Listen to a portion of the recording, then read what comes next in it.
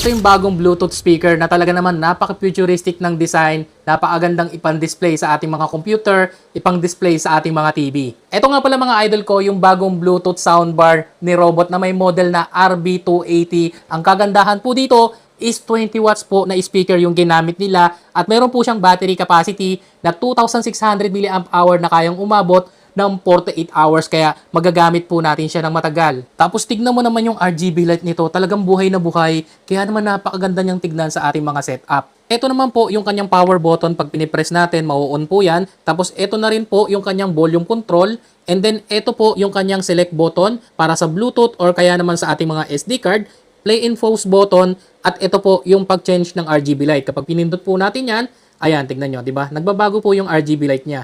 Tapos ito naman yung kanyang charging port, naka Type-C na po yan. Tapos ito naman yung jack niya, may lagayan din po siya ng SD card at flash drive para sa mga kanta natin. Tapos ang maganda dito, naka dual speaker na siya, kaya maganda yung sound quality nito. Tapos naka Bluetooth 6.6 na siya, yung pinaka-latest para sa kanyang low latency.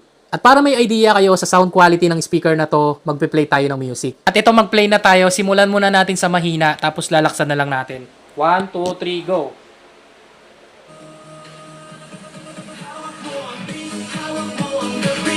Sa bawat ako'y nabibihawak mo ang bituwag mong bibitawan. So kung gusto mo rin ng ganitong Bluetooth speaker soundbar ni Robot, ilalagay ko na lang to dyan sa may basket or dyan sa comment section yung link. Check out mo na lang.